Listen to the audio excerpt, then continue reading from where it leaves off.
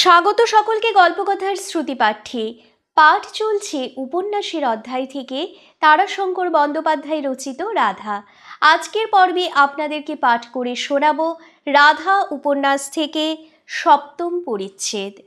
ঘটনার কয়েকদিন পর মাধবানন্দ ভোরবেলা উঠেই প্রবীণ সন্ন্যাসী কেশবানন্দকে ডেকে বললেন, এ কয়েকদিন দুশ্চিন্তায় আমার নিদ্রা হচ্ছে না কেশবানন্দ, আমি বড় চিন্তিত হয়ে পড়েছি।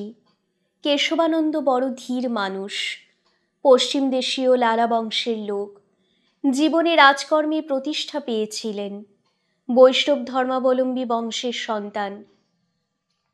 ওই রাজকর্মেই তার সর্বনাশ হয়ে গেছে। মুঘল বংশের যে শাখাকে সমর্থন করে প্রতিষ্ঠা পেয়েছিলেন, তার ধ্বংসের সঙ্গে সঙ্গে তিনিও ধ্বংস হয়ে গেছেন। সংসার সম্পত্তি সব ধ্বংস হয়েছে। নিজে প্রাণী বেঁচে সন্ন্যাসী হয়ে বেরিয়ে পড়েছিলেন। মাধবানন্দের সঙ্গে পরিচয় হয় কাশীতে। মাধবানন্দের নূতন সাধনা তাকে আকৃষ্ট করেছে। তিনি তার কাছে দীক্ষা নিয়েছেন, কিন্তু তার একটা নিজের গতি আছে, যা গুরুর গতিপথ থেকে একটু ভিন্ন। আশ্রম সংগঠনের কল্পনা বুদ্ধি সবই তাঁর। মাধবানন্দের এই কথা কটি শুনে তিনি চুপ করেই রইলেন, প্রতীক্ষা করে রইলেন চিন্তার কারণ শোনবার জন্য। উত্তর তারপর দেবেন। মাধবানন্দ বললেন, কালকের ঘটনার কথাই বলছি।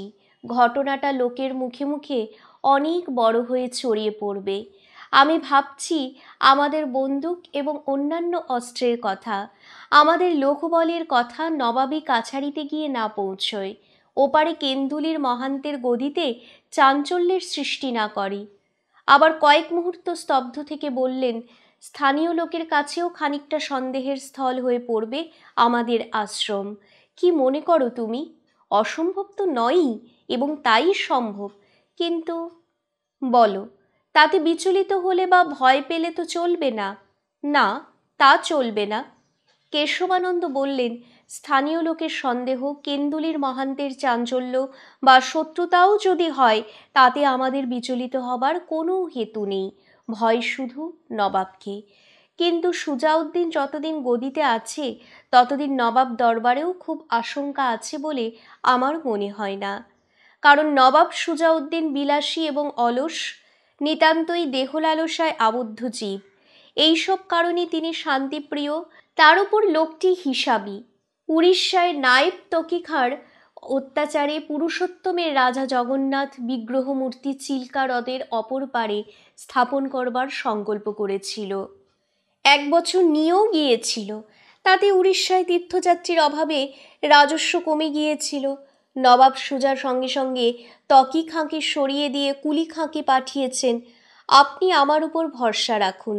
এই ঘটনা উপলক্ষ করেই আমি উপঢৌকন নিয়ে মুর্শিদাবাদ গিয়ে আশ্রমের রক্ষণাবেক্ষণের জন্যে কিছু অস্ত্র রাখবার অনুমতি নিয়ে আসি। আমি আরও এক ঠাঁই থেকে বিরোধিতার আশঙ্কা করছি, হেতামপুরের ফৌজদারের। হেতামপুরের ফৌজদার রাজনগরের রাজা উপাধিধারী মুসলমান নবাবের অধীন। জানি। রাঘবপুরের ব্রাহ্মণ জোদ্দার রাঘব রায়ের কথা শুনেছ? রাঘবপুর থেকে সে ব্রাহ্মণ আজ নির্বাসিত। সেখানে অত্যাচারী কোম্মর খাঁয়ের সন্ততিরা বাস করছে। রাঘবানন্দকে দমন করতে অনেক বেগ পেতে হয়েছে। হেতামপুরে গড় তৈরি হয়েছে সেই কারণে। তাদের বিরোধিতা আশঙ্কা করছি। বীরভূমের এলাকা অজয়ের ওপারে এপারে তাদের অধিকার নেই। কিন্তু এত কাছে হিন্দুর মঠে শক্তির সন্ধান পেলে তারা স্বাভাবিকভাবেই চঞ্চল হবে। হেতামপুর এখান থেকে মাত্র কয়েক ক্রোশ। সবচেয়ে বড় আশঙ্কা আমার ওখানে। ওরা পরকীয়া তত্ত্ব, তার বিকৃতি এসব বুঝেও বুঝতে চায় না, বরং এই তত্ত্বের উপর একটা অলৌকিক রহস্য আরোপ করে খুশি হয়। অনেকে প্রলুব্ধও হয়। তুমি জানো না, এদেশে অনেক মুসলমান আমির গোপনে কুঞ্জ করে বৈষ্ণবীদের কীর্তন শোনে, কাঁদেও অনেকে, মালাও জপে। তারা রাধাহীন কংসারী কৃষ্ণের উপাসনা বুঝতে চাইবে না। রাজতন্ত্রের সেকাল চলে গেছে কেশবানন্দ, যে কালে প্রজার আধ্যাত্মিক কল্যাণ চরিত্র গঠন রাজা নিজের দায়িত্ব বলে গ্রহণ করত। আজকাল প্রজা ভ্রষ্ট চরিত্র, আত্মিক শক্তিতে দুর্বল হলেই রাজা নিশ্চিন্ত। বিশেষ করে রাজা এবং প্রজা যেখানে ভিন্ন ধর্মাবলম্বী, হিন্দুস্থানের মাথা ভাঙা দেউলগুলো শুধু আমাদের চোখেই পড়ে না, তারাও দেখে আমাদের সঙ্গে। কল্কি অবতারের প্রত্যাশার কথা তো তারাও শোনে, জানি। কংসারী কৃষ্ণ দেখে তাকেই কল্কি বলে ব্যাখ্যা করা বা মনে করা তো স্বাভাবিক। কেশবানন্দ চুপ করে রইলেন, কোনো উত্তর দিলেন না। কেশবানন্দ, আপনি কি স্থানান্তরে যাওয়ার কথা কল্পনা করছেন? করিনি, ভাবছি ভাবছি প্রারম্ভেই এই বিঘ্ন। ভেবে দেখুন, আমি ইতিমধ্যে আরও কিছু বল সংগ্রহের চেষ্টা করি, আমাদের আশ্রমকে সুদৃঢ় করে তুলি। এতে ভয় পাওয়ার কিছু নেই। তামাম হিন্দুস্থানে বাদশাহ ঔরঙ্গজেবের পর সব সন্ন্যাসী সম্প্রদায়ের মধ্যেই এ সাড়া জেগেছে গুরু মহারাজ। রাজেন্দরগিরি গোসাইকে নিজের চোখে আপনি দেখে এসেছেন। নায়মাত্তা বলহীনেন লভ্য, এছাড়া পথ নেই গুরু মহারাজ। পথ নেই? প্রশ্নের সুরে কথাটিকে আকাশলোকের দিকে উচ্চারণ করে বোধ করি উত্তরের জন্য সেই দিকেই চেয়ে রইলেন। কয়েক মুহূর্ত পর বললেন, না কেশবানন্দ, আমি স্বীকার করি ন্যায়মাত্রা বলহীনিন লভ্য, কিন্তু সে বল নিছক অস্ত্রবল নয়, প্রতিশোধের জন্য তার প্রয়োগ নয়, তার প্রয়োগ অন্যায়ের প্রতিকারের জন্য। তার প্রেরণা হিংসা নয়, আত্মপ্রতিষ্ঠা নয়, তার প্রেরণা ন্যায়বোধ, তার উৎস চরিত্র বল এবং সংযম। সন্ন্যাসী সম্প্রদায়ের মধ্যে যে সাড়া আমি দেখেছি, সে সাড়ার মধ্যে হিংসার রক্তচক্ষু দেখেছি, কুটিল আক্রোশের গর্জন শুনেছি। আমি তো সে পথের পথিক নই। আমার সাধনা চরিত্রের সংযমের, সাহসের, চৈতন্যের। মানুষকে আমি কল্যাণ চৈতন্যে জাগাতে চাই, প্রতিরোধ চাই, প্রতিশোধ নয় কেশবানন্দ, তাতে অকল্যাণ। মহাপ্রভুর এই প্রেম ধর্ম আমি অন্তর দিয়ে গ্রহণ করেছি, সেখানে কোনো বিরোধ নেই। কেশবানন্দ প্রবীণ মানুষ, দীর্ঘকাল রাজকর্মে অতিবাহিত করেছেন। তার মুখভাবের মধ্যে মনোভাব কখনো প্রকাশ পায় না। তিনি প্রশ্ন করলেন ধীর কণ্ঠে, আপনার কি অভিপ্রায় বলুন? ঠিক বুঝতে পারছি না, ভেবে দেখি। আমি ভাবছি। কি বলুন, যদি বাধা না থাকে? বাধা থাকলে কথাটা তোমার কাছে উত্থাপন করব কেন? গুরু হলেও আমি বয়সে তোমার চেয়ে ছোট। তোমার পরামর্শ চাই বলেই কথা উত্থাপন করেছি।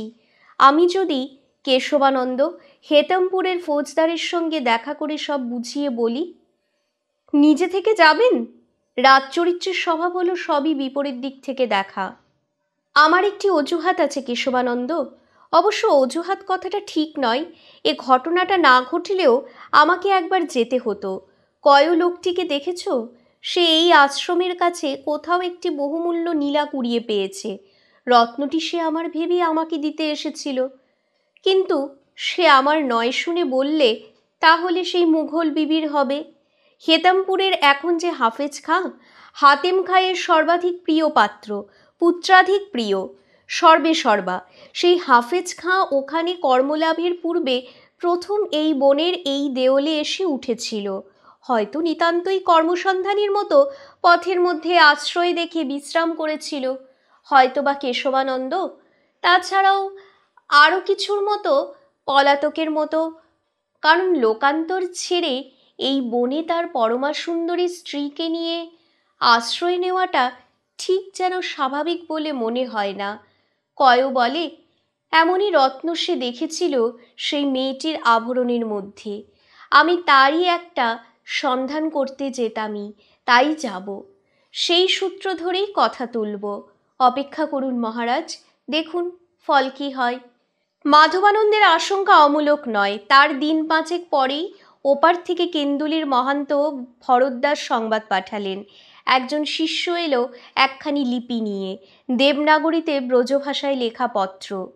কংসারী দ্বারকাধীশ শঙ্খ চক্রধারী শ্রীকৃষ্ণের সেবক মাধবানন্দজি, তোমার ঠাকুর তোমার কল্যাণ করুন। মধুকৃষ্ণা ত্রয়োদশী স্নান পর্বে দুর্বৃত্ত দমনে তোমরা যে বীর্যের পরাকাষ্ঠা দেখাইয়াছ, তাহার জন্য দেবতা অবশ্যই প্রসন্ন হইয়াছেন। কিন্তু দেবতা প্রসন্ন হইলে অসুরেরা অপ্রসন্ন হয়। সে অপ্রসন্নতার সংবাদ তোমাকে জানাইতেছি। ইলামবাজারের ধনীতুলা ও গালাওয়ালা রাধারমণ দে সরকারের পুত্র সেদিনের সেই হাঙ্গামার মূল। অক্রূর দে সরকার তোমার উপর উপদ্রব অত্যাচারের সংকল্প করিয়াছে এবং ষড়যন্ত্র করিতেছে। কারণ ঠিক অনুমান করিতে পারিতেছি না, তবু সংবাদ সত্য। সম্মুখ সংঘর্ষে সাহসী না হইয়া সে স্থানীয় বীরভূমি রাজ্যের ফৌজদার হাতেম খাঁয়ের নিকট তোমার বিরুদ্ধে অনেক শিকায়েত করিতেছে। কয়েক বৎসর পূর্বে রাঘবপুরের রাঘবানন্দ রায় নামক ব্রাহ্মণের সঙ্গে অনেক হাঙ্গামা হইয়াছিল, প্রজা বিদ্রোহ হইয়াছিল। সে কারণ ফৌজদারের সহজেই উৎকণ্ঠিত হওয়ার কথা। তাহার উপর নানান স্থানে তীর্থপথে সন্ন্যাসীদের দ্বারা লুঠত রাজের সংবাদ দেশময় ছড়াইয়া পড়িয়াছে। তাহারা সকলেই ছদ্মবেশী বর্গী নয়, সুতরাং হাতেম খাঁ অবশ্যই এ বিষয়ে উদ্যোগী হইবে। কেবল এলাকা তাহার নয়, বর্ধমানের এলাকা বলিয়াই ইতস্তত করিতেছে। তোমার অবগতির জন্য সব জ্ঞাত করিলাম। পরিশেষে পুনশ্চ লিখেছেন, ইলামবাজার দাস সরকারের এলাকা, সেখানে কোনো কারণেই যাওয়া সঙ্গত হইবে না। কেশবানন্দ বললেন, আপনি চিন্তিত হবেন না। দাস সরকারের ওই বন্য শূকরের মতো পুত্রটাকে ভয় করবার কোনো হেতু নাই। বন্য শূকরের উপদ্রব তৃণভূমিতে, কন্দজাতীয় উদ্ভিদের ক্ষেত্রে, নদীর পলিমাটিতে। শালকাণ্ডকে তার ওই দাঁত দিয়ে ফেড়ে ফেলা যায় না। আমিও এই কদিন নিশ্চিন্ত বসে নেই, লোক সংগ্রহ করছি, অস্ত্র আমাদের আছে, আরও সংগ্রহ করছি।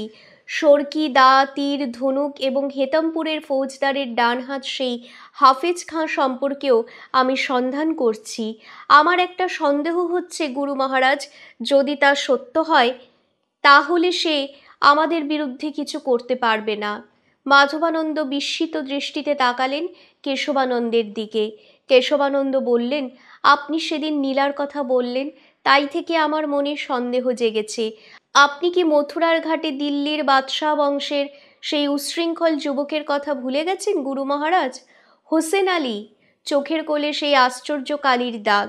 হোসেন আলী সুপুরুষ অভিজাত বংশের সন্তান, সুন্দর মুখে ব্যভিচার ও উচ্ছৃঙ্খলতার ছাপ, বড় বড় চোখ দুটির কোলে আশ্চর্য কালো দাগ।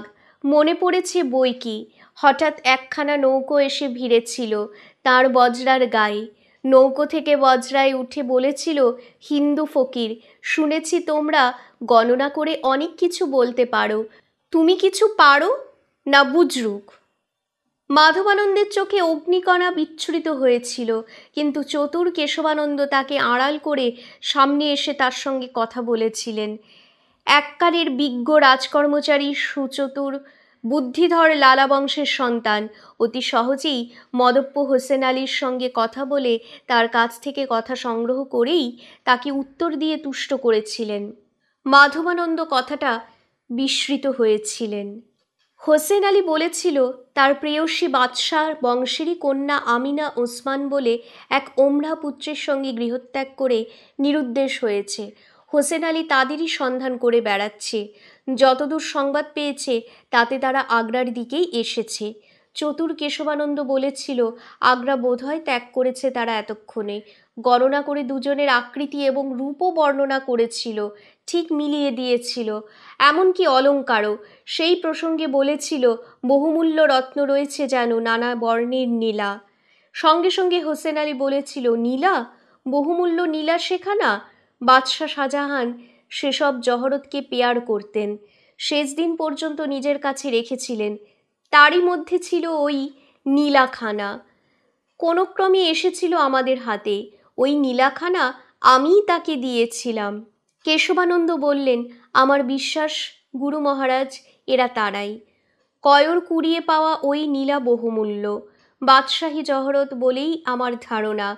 ওই নীলা থেকে, এবং তারা যেভাবে এই বনের মধ্যে আশ্রয় নিয়েছিল, যার কৈফিয়ত একমাত্র আত্মগোপন ছাড়া কিছু হতে পারে না, এই দুই তথ্য থেকে আমার ধারণা এরা তারাই।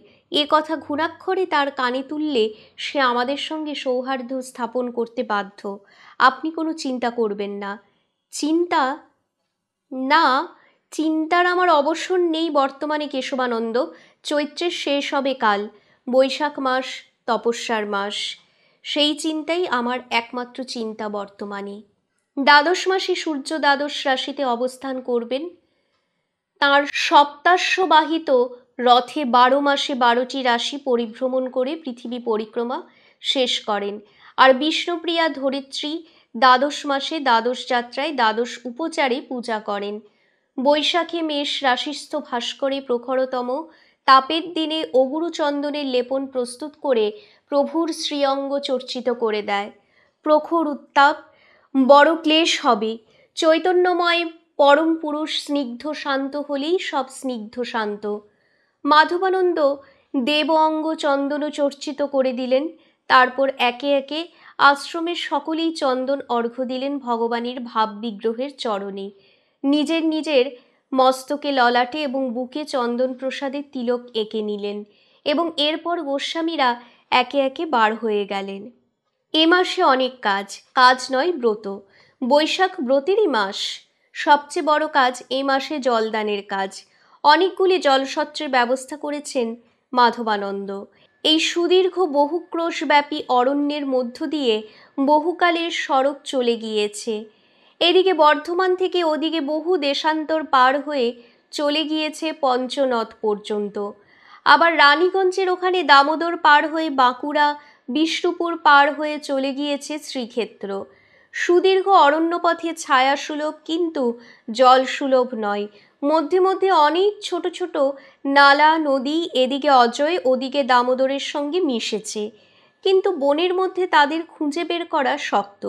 দূর থেকে দেখা যায় না, চলার পথে বনের আড়াল থেকে হঠাৎ সামনে পড়ে। তার উপর গ্রীষ্মকালে শুকিয়ে যায়। দামোদর এবং অজয়ের নিজেদেরই অবস্থা ওই সময় উপবাস ক্লিষ্টের মতো বিশীর্ণ, বালিয়াড়ির মতো ধুধু করে। বৈশাখ দ্বীপ্রহরের গরম বাতাসে বালি ওড়ে। মধ্যে মধ্যে দু চারটি অতি তৃষ্ণার্ত পথিকের নদীর বালির উপর পড়ে মৃত্যু হওয়ার সংবাদ পাওয়া যায়, বিশেষ করে দামোদরের গর্ভে। দামোদরের এক কূলবর্তী স্রোতের জলের আশায় তৃষ্ণার্ত পথিক বিশাল বালুময় বুকের উপর দিয়ে আস্তে আস্তে মাথার উপর সূর্যের এবং পায়ের তলায় বালির উত্তাপে জ্ঞান হারিয়ে পড়ে যায়।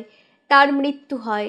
কিছুক্ষণ মুখ ঘষড়ায় বালিতে, নাক মুখ দিয়ে খানিকটা রক্ত গড়িয়ে পড়ে, তারপর শেষ হয়ে যায়। এদিকে অজয় অবশ্য এতখানি নয়, এবং অজয়ের ওপার দিয়ে যে পথ, সে পথ এমন অরণ্য সংকুলও নয়, আর এ পথটির মতো এমন গুরুত্বপূর্ণও নয়। পশ্চিমে নগরী অর্থাৎ রাজনগর থেকে উত্তরে রাজমহল পর্যন্ত পথের যোগাযোগ আছে বটে, কিন্তু খুব বেশি লোকজন হাঁটে না। বলে ওদিকে এক একটা খাঁ খাঁ করা মাঠ আছে, গ্রাম নেই, গাছ নেই, জলাশয় কদাচিৎ চোখে পড়ে। এমন প্রান্তরে পড়েও মানুষ তৃষ্ণায় মরে। এই দুদিকেই আশ্রমের ব্যয় ও উদ্যোগে জলসত্র খোলা হবে। বৈশাখ মাসে জলদান শ্রেষ্ঠ দান। প্রতি স্থানের জলসত্রে স্থানীয় কর্মীরাই অবশ্য প্রধান হয়ে থাকবে। সেখানকার লোক বেচে ইতিমধ্যেই নেওয়া হয়ে গেছে। ছোলা, গুড়, জলের জ্বালা, খরচপত্র সবই আশ্রমের। তত্ত্বাবধানও করবে আশ্রমের গোস্বামীরাই, কিন্তু হাতে কলমে সব কিছু করবার দায়িত্ব স্থানীয় লোকের। প্রতি সত্রে জল সরবরাহের জন্য এক একখানা গরুর গাড়ি কেনা হয়েছে। এছাড়াও আরও কর্ম গ্রহণ করেছে আশ্রম।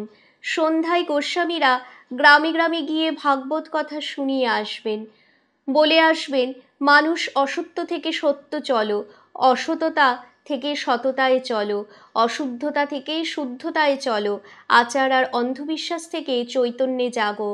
এই তো সাধন। সেবা এবং ভাগবত গীতের পুণ্যে চৈতন্যময়ের পূজা।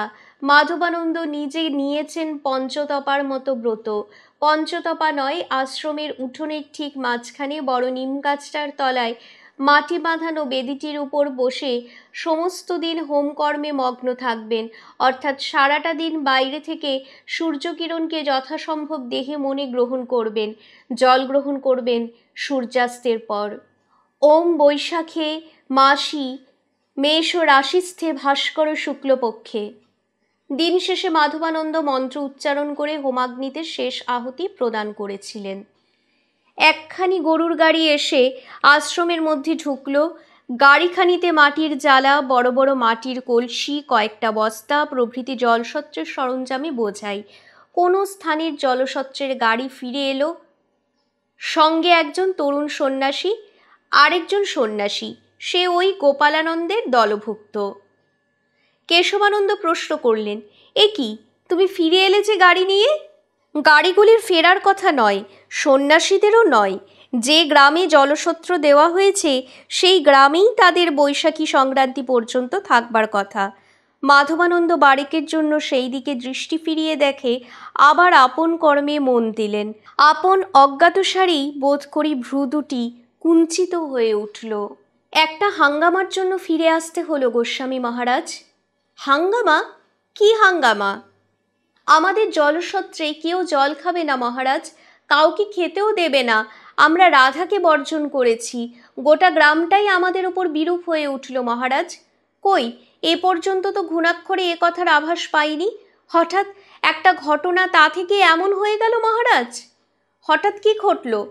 এক বৈষ্ণবী মহারাজ, যে বৈষ্ণবী তার মেয়েকে নিয়ে এখানে এসেছিল, নদীর চরের উপর গুরু মহারাজ যাদের বর্গীদের হাত থেকে বাঁচিয়েছিলেন, সেই বৈষ্ণবী, সে কোথায় যাচ্ছিল, পথে তৃষ্ণার্ত হয়ে এসে দাঁড়ালো আমাদের জলসচ্চে জলপানের জন্য। অঞ্জলিও পাতলে, কিন্তু হঠাৎ জলপান করতে গিয়ে অঞ্জলির জল ফেলে দিয়ে উঠে দাঁড়িয়ে বললে, না না না না, এ জল নয়, এ আগুন, এ বিষ, এ বিষ। যারা রাধার মধ্যে পাপ দেখে, যারা গোবিন্দের পাশ থেকে রাধাকে বর্জন করেছে, তাদের জলসত্রের জল বিষ, আগুন। সর্বনাশ হবে, ইহলোকে যাবে, পরলোকে যাবে যে জলসত্রের জল পান করবে। হঠাৎ যেন উন্মাদ হয়ে গেল সে। চোখ দুটি মেয়েটির বড়, সেই বড় বড় চোখ যেন আগুনের মতো জ্বলতে লাগলো, চিৎকার করতে লাগলো, রাধার প্রেমে কলুষ। হা হা রে! ক্রমে লোক জমে গেল। তারপর লোকজনেরা বিরূপ হয়ে উঠল। তারা কেউ কেউ আমাদের সব কিছু ভেঙে চুরে তছনছ করে দিতে চাইলে, দুটো জ্বালা ভেঙেও দিলে। তারপর আরম্ভ হলো নাম গান। তারা নাম গান করতে করতে চলে গেল। আমরা চলে আসব প্রতিশ্রুতি দিয়ে অব্যাহতি পেয়েছি। মেয়েটি কিন্তু সাধারণ নয় মহারাজ। অনর্গল তার চোখে ধারা বইছিল। লোকে বললে সে নাকি সিদ্ধাই পাওয়া বৈষ্ণবী। ওদের আখড়া পাটেই সিদ্ধাইয়ের পাট। কেশবানন্দ বললেন, চলে এসে ভালো করেছ, বিশ্রাম করো। মাধবানন্দ ধীরে ধীরে উঠে মন্দিরের মধ্যে প্রবেশ করলেন। সিদ্ধাই, কৃষ্ণদাসের মুখখানা মনে পড়ল, তার বেশভূষা মনে পড়ল। তার সিদ্ধাই, সে সিদ্ধাই কোন সেদ্ধাই? কেশবানন্দ মন্দিরে প্রবেশ করলেন, বললেন, চিন্তিত হবেন না গুরু মহারাজ, কিঞ্চিত অর্থ ব্যয় হবে, তা হলেই সব ঠিক হয়ে যাবে। আমি কালই সুপুরের আনন্দচাঁদ গোস্বামীর কাছে যাব। সুপুরের আনন্দচাঁদ গোস্বামী এক তরুণ বৈষ্ণব সাধক। মাধবানন্দ তার নাম শুনেছেন। এখানকার বৈষ্ণব সম্প্রদায়ের মাথার মণি। তিনি নাকি অলৌকিক অনেক কিছু করতে পারেন। কেশবানন্দ বললেন, আনন্দচাঁদ গোস্বামী, আমি যা শুনেছি তাতে যে সাধনাই তার থাক, তিনি বিষয়াসক্ত, ঘোরতর বিষয়াসক্ত। এ অঞ্চলের উত্তরাধিকারীহীন বৈষ্ণবদের মৃত্যু হলে তার সম্পত্তির উত্তরাধিকারী হন তিনি। দক্ষিণা নিয়ে পাপীর পাপ মোক্ষণ করে দেন। তার বিগ্রহ সেবা আছে, তার বিগ্রহের জন্য কিছু অলংকার নিয়ে যাব আমি। মাধবানন্দ নীরবে বিগ্রহের মুখের দিকে চেয়ে দাঁড়িয়ে রইলেন। কয়েক মুহূর্ত পর ঘাড় নেড়ে বললেন, না, এমনি যেতে পারো, অলংকার নিয়ে নয়। গুরু মহারাজ! বাইরে থেকে ডাকলে শ্যামানন্দ। তার কণ্ঠস্বরে উত্তেজনা এবং উৎকণ্ঠা দুই রনরন করছে। কি? কেশবানন্দ বাইরে গেলেন। আরও 5খানা গ্রাম থেকে লোক ফিরে আসছে গুরু মহারাজ।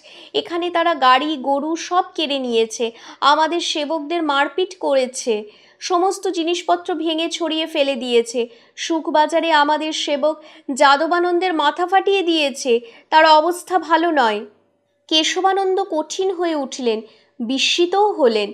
একটা সামান্য স্ত্রীলোকের এত প্রভাব! সিদ্ধাই, সিদ্ধাই তিনি জানেন? দীর্ঘকাল রাজকর্মে অতিবাহিত করেছেন, এসব অনেক ঘেটেছেন, জানেন তিনি। উন্মত্তের মতো চিৎকার করো, হাসো, কাঁদো, ধুলোয় গড়াগড়ি দাও, যা খুশি তাই বলো, শুধু জোর করে বলো, চিৎকার করে বলো, অপর সকলের কণ্ঠস্বরকে চুপ করিয়ে দেবার মতো জোর দিয়ে বলো। তৎক্ষণাৎ লোকে তোমার কথা অলৌকিক বলে মনে নেবে, সিদ্ধ পুরুষ বলে খ্যাতি রটবে। কঠিন অথচ শান্ত কণ্ঠে তিনি বললেন, কে লোক এসেছে? কোথায় সে? ডাকো তাকে এখানে। বিস্মিত হলেন কেশবানন্দ। এসব গ্রামে ওই বৈষ্ণবী কিছু করেনি, করেছে অন্য লোক। ইলামবাজারের তুলোর গদির মালিক রমন দাস সরকারের বর্বর পুত্র, যে সেদিন কেন্দুলিতে সন্ন্যাসীদের সঙ্গে বা সন্ন্যাসীর ছদ্মবেশী বর্গীদের সঙ্গে হাঙ্গামা বাঁধিয়েছিল, যার নাকটা তারা ভেঙে দিয়ে গেছে, সেই অক্রূর সরকার। এবং বিস্ময়ের কথাটা হলো এই যে এই বৈষ্ণবী অক্রূর সরকারের কার্যকলাপে বাধা দিয়েছে। স্ত্রিয়াশ্চরিত্রম দেব না জানন্তি কুতমনস্যা।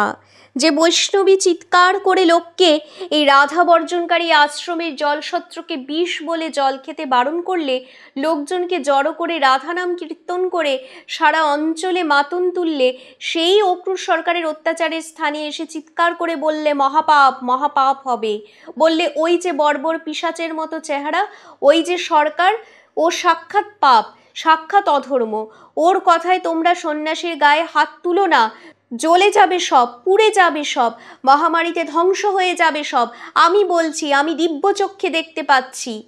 এ তো বিচিত্র ব্যাপার। ভ্রুললাট কুঞ্চিত হয়ে উঠল কেশবানন্দের। কি ঘটনাটার মর্মস্থলে সত্য তাহলে কি?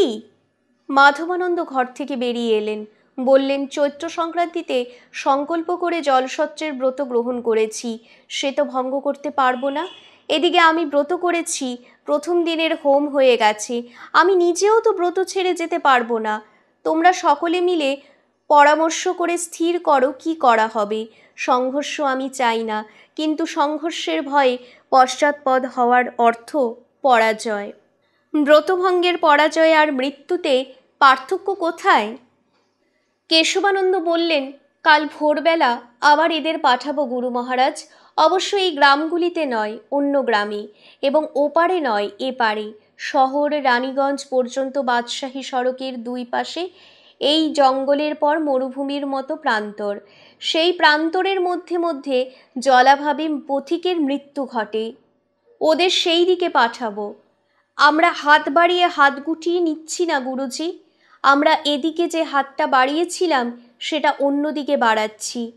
একটু চুপ করে থেকে বললেন, বর্বর অক্রূর সরকার এবং তার বাবা দাস সরকারের সঙ্গে হেতেমপুরের বৃদ্ধ ফৌজদারের সম্পর্কটা সত্যই নিবিড়, হওয়াই স্বাভাবিক। দাস সরকার নিজের স্বার্থের জন্য স্বজাতি, জ্ঞাতি, আত্মীয়, ধর্ম সমস্ত কিছুকেই বিপন্ন করতে দ্বিধা করে না। ব্রাহ্মণ রাঘব রায়ের বিদ্রোহ দমনের সময় দাস সরকার অনেক সাহায্য করেছে হাতেম খাঁকে। হাতেম খাঁয়ের কাছে তারা আমাদের সম্পর্কে সংবাদও পাঠিয়েছে, সে সংবাদও আমি পেয়েছি। এক্ষেত্রে সেবকদের ওপারে পাঠানোর অর্থ প্রত্যক্ষ সংঘর্ষ, রক্তপাত।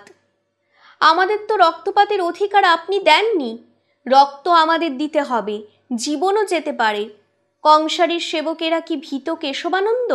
ভীত নয়, কিন্তু কুরুক্ষেত্রের যুদ্ধে মহাবীর কর্ণ যখন ভীষণ নাগাস্ত্র ত্যাগ করেছিলেন, তখন কংসারী কপিধ্বজের অশ্বগুলিকে নতজানু করে রথটিকে অবনত করেছিলেন। কর্ণের লক্ষ্যরেখার নিচে নেমে গিয়েছিল অর্জুনের মস্তক, ফলে অর্জুনের শিরস্ত্রাণই কাটা গিয়েছিল। অর্জুন ছিলেন অক্ষত, তাতে পৃষ্ঠ প্রদর্শনের কলঙ্ক স্পর্শ করে নাই। আপনি এতে আপত্তি করবেন না। অনেকক্ষণ স্তব্ধ থেকে মাধবানন্দ বললেন, তোমার কল্যাণ হোক কেশবানন্দ। আজ তোমার কথায় এক মহাসত্যকে আমি উপলব্ধি করলাম। কি গুরু মহারাজ? কৌশলে স্বার্থসিদ্ধি হয়, কার্যোদ্ধার হয়, কিন্তু সত্যের প্রতিষ্ঠা হয় না। কৌশলের জন্মদাত্রী বুদ্ধি, তারই মধ্যে কোথায় যেন অদৃশ্যভাবে অবস্থান করছে মিথ্যা। জীবনে যুদ্ধে হোক, সন্ধিতে হোক, বন্ধুত্বে হোক, যেখানে বুদ্ধিকে সর্বস্ব করবে সেখানেই মিথ্যা এসে রন্ধ্রপথে শনির মতো প্রবেশ করবে। কৌশলে সত্যরক্ষার অধিকার কারও নেই, অবতারেরও নেই। না, নেই। তার জন্য অবতারকেও মাশুল দিতে হয়, তাতেও জের মেটে না। কাল থেকে কালান্তরে চলে দূষিত জলধারার মতো। ধীর পদক্ষেপে তিনি মন্দিরে গিয়ে প্রবেশ করলেন। কেশবানন্দ একটু হাসলেন। গুরুকে তিনি গভীর শ্রদ্ধা করেন, কিন্তু তিনি বয়সে নবীন। তিনি তো জানেন এই হৃদয় মানব হৃদয়, সে কত ছলনা করে। কেশবানন্দ আবারও একটু হাসলেন।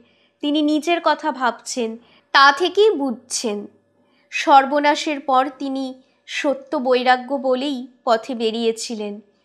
কিন্তু কিছুদিনের মধ্যে সন্ন্যাসী সংগঠনের মধ্যে ঢুকে একদা অনুভব করলেন মনের মধ্যে উঁকি মারছে এক কঠিন প্রতিহিংসা। এই নবীন গুরুটির মধ্যে এক বিরাট নায়কের গুণ দেখে এর কাছেই দীক্ষা নিয়ে সংগঠন শুরু করেছেন।